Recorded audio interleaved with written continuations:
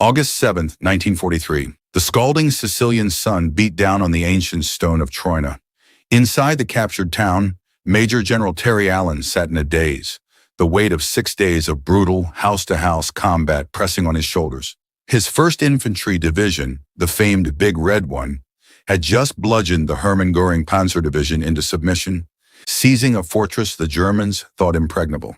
It was a masterpiece of grit and aggression. As Allen wiped the dust from his face, he had no idea that across the Atlantic, the printing presses were already rolling, stamping his image onto the cover of Time magazine. He was being hailed as a great division commander in the making. He also had no idea that within the hour, his career would be in ruins. The man who owed him the most, General Omar Bradley, was about to fire him for a crime so petty it defied belief. To understand how America could celebrate a hero while the U.S. Army cast him out, you have to understand the man himself. Terry Allen was not cut from the cloth of the parade ground. He was a brawler, a soldier's general forged in the trenches of a previous war. Born in 1901 into a family with 4 generations of military service, the uniform should have been a birthright. But Allen carried a secret weapon and a secret curse: severe dyslexia. At West Point, where young men were molded into the rigid image of an officer, the written word was a torment. He failed not once, but twice. Most men would have taken the hint, would have faded into the civilian world. But Allen possessed a stubbornness that would later define his battlefield genius. He entered the Army through the back door, a reserve officer in 1912, a rankster looked down upon by the West Point elite. He didn't care. He knew that the true test of a leader was not found on a parade field, but in the mud and blood of the front lines. He proved it in the Meuse Argonne in 1918. As a 30-year-old battalion commander, he rejected the safety of the rear echelon. He led patrols personally into the shell-pocked hell of no man's land, a practice that horrified his superiors and inspired his men beyond measure. Then a German machine gun bullet tore through his jaw during the Meuse Argonne offensive on October 14, 1918. Most officers would have accepted the ticket home. Allen, his face swathed in bloody bandages, jaw wired shut, talked the doctors into releasing him. He returned to his battalion before the wound had even fully healed, his uniform still stained, his speech a muffled rasp. His men stared, torn between horror and awe. They settled on a fierce, unwavering loyalty. His superiors, however, saw a reckless drunkard who treated regulations with contempt. For 20 years between the wars, he bounced from post to post, accumulating a file thick with minor infractions and a reputation as the man you wanted in a foxhole and nowhere else. It took a man of equal vision to see the value in such a maverick. In 1940, General George C. Marshall, the U.S. Army Chief of Staff, was building a force to win a world war. He wasn't looking for men who could march. He was looking for men who could fight. When Allen faced a court-martial for yet another incident, a telegram from Marshall arrived on October 17, 1940, promoting him directly to brigadier general, skipping the permanent rank of colonel entirely. Marshall saw past the rumpled uniform and the casual demeanor. He saw a man who understood the most fundamental truth of combat. Wars are won by soldiers who will follow their commander into the abyss, not by soldiers who can snap to attention. Marshall later wrote that Allen was outstanding as a leader who could do anything with men and officers, though unprepossessing in appearance and apparently casual in manner. In May 1942, Marshall handed Allen the keys to the 1st Infantry Division, the Big Red One of the most prestigious commands in the U.S. Army. It was a command that would put him on a collision course with a man who represented everything he was not. Major General Omar Bradley was the consummate West Pointer, graduating in the class of 1915. He was methodical, meticulous, and cerebral. He believed that discipline and order were not just for show. They were the very glue that held a fighting force together. When Bradley took command of 2nd Corps in North Africa on April 15, 1943, he inherited Allen's division. What he saw horrified him. The men of the Big Red One were filthy. They were disrespectful. They brawled in the towns behind the lines. They treated military police like enemy soldiers. Bradley later wrote in his memoirs, A Soldier's Story, that Allen's division had left a trail of looted wine shops and outraged mayors across the continent. He saw a breakdown of military order. He saw chaos. But what Bradley failed to see, or perhaps refused to acknowledge, was the method behind the madness. He didn't write about Kasserine Pass in February 1943 when the German panzers swept through the American lines, when other units collapsed and fled in terror. It was Allen's division that stood. They held the line against the seasoned veterans of the 10th Panzer Division. When the time came to counterattack at El Guetter on March 23, 1943, it was Allen's men who led the charge, destroying over 30 German tanks. Bradley himself was forced to admit in his memoirs, through gritted teeth, that none excelled the unpredictable Terry Allen in the leadership of troops. Yet in his mind, the lack of salutes weighed as heavily as the victories. This fundamental conflict, discipline versus lethality, was about to reach a boiling point on the shores of Sicily. Allen had learned a brutal lesson in North Africa. Daylight was a killer. German machine guns and 88mm flak artillery were precision instruments of death. To attack in the sun was to bleed, so he began to train his division in the art of darkness. Not the standard army mandated 8 to 12 hours per week, but 30 to 35 hours. His men became creatures of the night. They moved without flashlights, navigated by compass and stars, and communicated with hand signals. They learned to make the darkness their shield and their sword. At El Guetter, their night assaults tore into the German lines, forcing the 10th Panzer Division to withdraw from positions they couldn't see to defend. It was warfare stripped of technological advantage, reduced to its purest, most terrifying form. On July 10, 1943, the invasion of Sicily began. Lieutenant General George Patton, commanding the 7th Army, specifically requested Allen's division for the most dangerous assignment, the landing at Gela. He knew that if anyone could hold the beach against the expected German counterattack, it was the Big Red one. Hours after landing, the Hermann Göring Panzer Division slammed into them with nearly 100 tanks and armored vehicles. The situation was desperate. For a moment, the entire invasion hung in the balance. And then, as Bradley himself later admitted in an extraordinary confession in his memoirs, he questioned whether any other division in the world could have repelled that charge in time to save the beach. They didn't just hold. They shattered the German assault, destroying over 30 tanks. Allen, never content to merely survive, then pushed his exhausted, bleeding division inland. They drove hard for the mountainous fortress of Troina. For 6 days, from July 31st to August 6, 1943, they fought the Germans through the baking hot hills. It was some of the most savage fighting of the campaign. Company and battalion commanders fell. The division's ranks thinned with each passing hour. But Allen drove them relentlessly. On August 6, 1943, the Germans, their defenses finally cracked, pulled out of the smoldering ruins. The 1st Infantry Division had done it again. They had won the impossible fight. They had captured Troina. The next day, August 7, 1943, Allen received the order. He was to report to 2nd Corps headquarters immediately. He walked into the room where Omar Bradley was waiting. The conversation was brutally short. Allen was relieved of command. So was his assistant division commander, Brigadier General Theodore Roosevelt Jr., the son of the former president, a man who had landed with the first wave at Gela using a cane and a pistol. The official reason? Discipline problems. Bradley's official justification was that Allen had become too much of an individualist to submerge himself in the group undertakings of war. Allen was stunned. He had just taken the most heavily defended objective in Sicily. He had saved the beachhead, and he was being sent home. He boarded a transport ship bound for the United States, a disgraced commander. He stared out at the gray Atlantic, convinced his life's work was over. He did not know that on the newsstands of his homeland, his face was on the cover of Time magazine, dated August 9, 1943. The article praised him as a hero gaining personal luster with each victory. The timing was a catastrophic public relations disaster for the Army. Bradley had fired the man America was calling a conqueror. General George Patton was livid. Though he and Allen had clashed constantly, Patton recognized combat leadership when he saw it. At a staff meeting shortly after, when General Eisenhower gave a lecture criticizing the poor discipline of Allen's division, Patton interrupted him in front of his entire staff, declaring that no one whips a dog before putting him into a fight. But it was no use. Eisenhower backed Bradley's decision. The decision stood. For 2 months, Allen remained in limbo, a warrior without a war. He was 55 years old. He felt obsolete.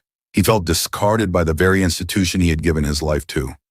but he had forgotten about the man in Washington who saw things others couldn't. General George Marshall was watching, and Marshall was not finished with Terry Allen.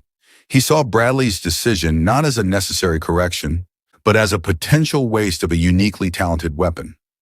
On October 15, 1943, Marshall gave Allen something Bradley never expected: a second chance. On October 15, 1943, Terry Allen stood before a new formation at Camp Adair, Oregon.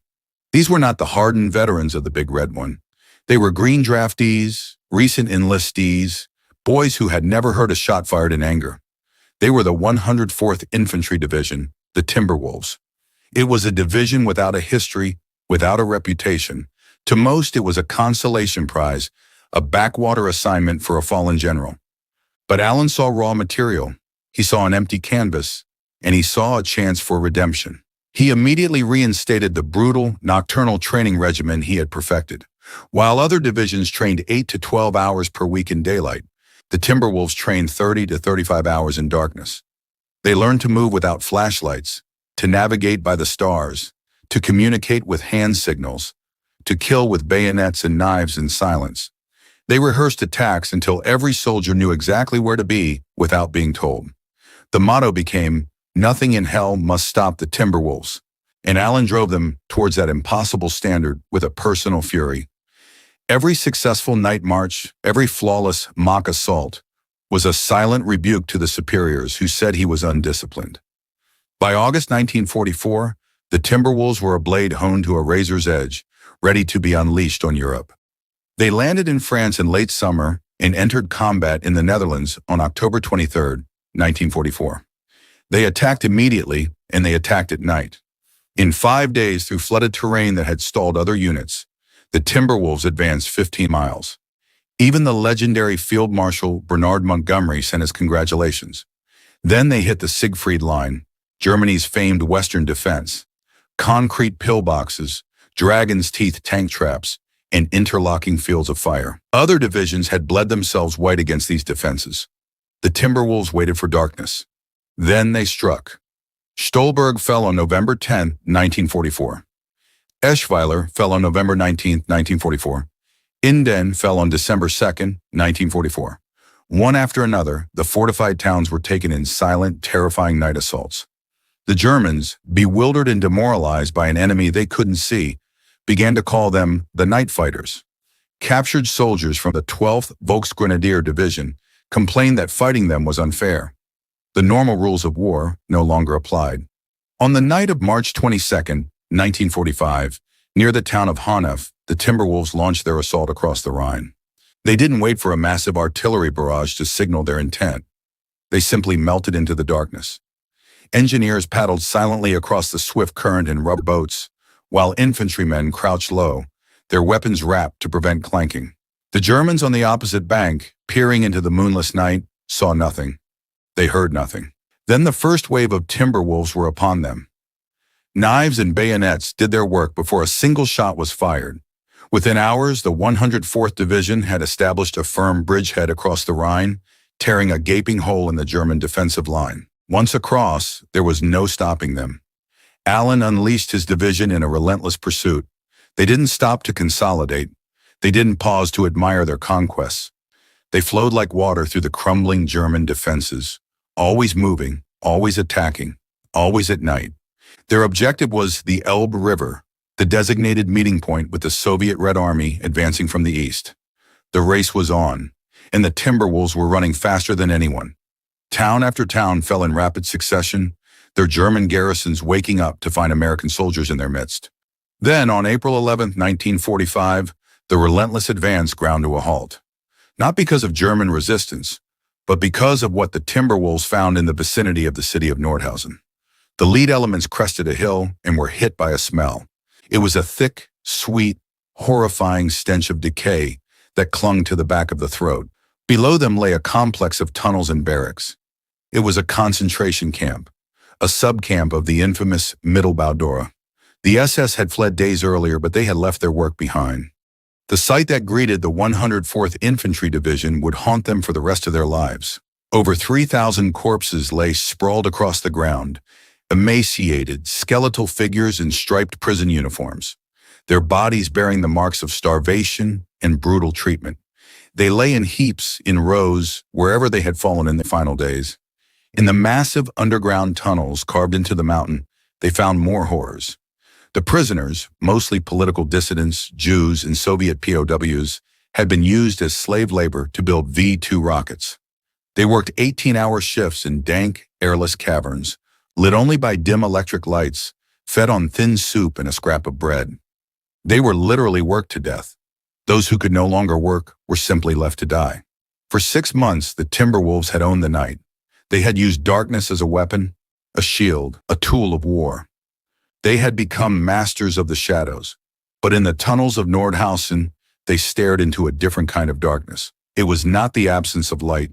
It was the absence of a soul. Battle-hardened sergeants, men who had charged machine gun nests without flinching, broke down sobbing at what they found.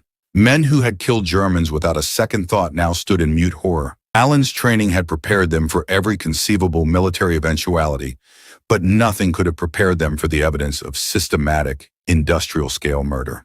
Allen himself walked through the camp. He was a man who had seen the worst of war. He had been shot, had buried his own men, had ordered countless others to their deaths. But Nordhausen was different.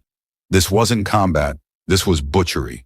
He watched as his men, his Timberwolves, gently lifted the living survivors, mere skeletons wrapped in skin, onto stretchers. He saw the hollow, terrified eyes of those who had been left to die. He ordered every available medical asset to the scene. He commandeered local buildings to serve as hospitals. And then he did something that showed the deep, searing fury he felt. He ordered the local German civilians from the town of Nordhausen to come to the camp, all of them. He made them walk through the tunnels. He made them see the stacked, rotting bodies. He made them confront the evil that had been committed in their name, in their backyard. He wanted them to see what their Führer and their willing compliance had wrought. The women wept and turned away. Some men protested, claiming they knew nothing. Allen's soldiers, their faces like stone, ensured they saw it all. This was not revenge, it was a reckoning. It was the imposition of a terrible, necessary truth. The war had barely 2 weeks left for the Timberwolves. They buried the dead, they evacuated the survivors, and they turned their cold fury back to the east. They pushed towards the Elbe with a new grim determination. The capture of towns, the smashing of German units, all of it now felt like a righteous punishment.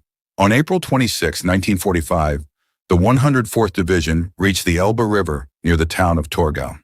Across the bombed-out bridge, they saw soldiers in unfamiliar uniforms, drab olive coats with red stars on their caps. The Red Army. It was the long-awaited link-up. For the first time, American and Soviet forces met in the heart of Germany, physically cutting the remnants of the Third Reich in two. For the Timberwolves, it was a moment of surreal celebration amidst the ashes.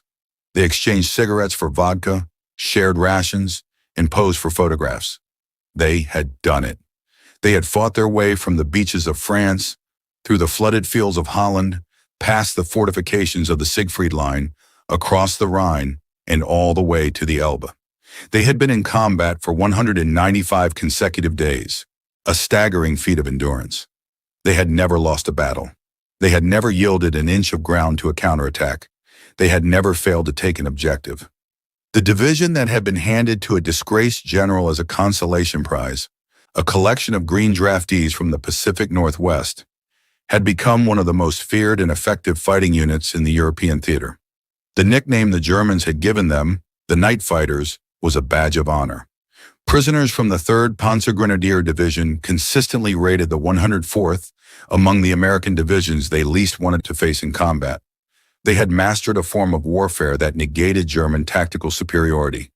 They had proven that aggression, cunning, and relentless training could overcome any defensive line. But the cost had been staggering. The Timberwolves' own history is etched in the grim mathematics of war. Nearly 5,000 men were casualties. Over 1,300 of Allen's boys, the ones he had trained in the Oregon woods, the ones he had turned into killers of the night, were killed in action. They lay in fields and forests across half a continent, their graves marked by temporary crosses. And Allen, the man they called Terrible Terry, the gruff, dyslexic brawler, did something that revealed the heart beneath the warrior's exterior. He wrote letters. hundreds upon hundreds of personal letters to the families of every single man who died under his command. He didn't delegate it to a staff officer. He sat down night after night and wrote. Each letter was personal. Each one acknowledged the specific sacrifice of a son, a husband, a father.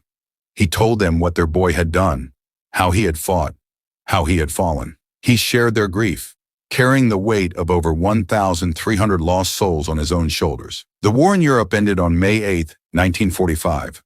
The Timberwolves' job was done. They had carved their name into the history of the U.S. Army, not through grandstanding or political maneuvering, but through sheer, brutal effectiveness. And at the center of it all stood Terry Allen, the man who had been fired for being an individualist. He had proven, beyond any shadow of a doubt, that individualism, when channeled into leadership and tactical innovation, doesn't just win battles, it wins wars. General Omar Bradley, the man who had fired him, went on to become one of the most famous generals in American history, a 5-star general and the head of the Veterans Administration. He wrote his memoirs, A Soldier's Story, in 1951, and cemented his version of events in the public mind. He never publicly admitted he was wrong about Terry Allen, but he didn't have to. The evidence was undeniable. Allen's Timberwolves, built from scratch in the shadow of his disgrace, had achieved a combat record that rivaled, and in some ways surpassed, that of the Big Red One. They had done it his way, the undisciplined way. General George Marshall's judgment had been vindicated in the most spectacular fashion.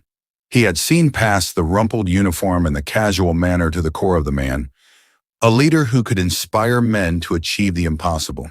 The general who appeared on the cover of Time magazine 2 days after being fired had just led his 2nd Division from the beaches of France to the heart of Germany.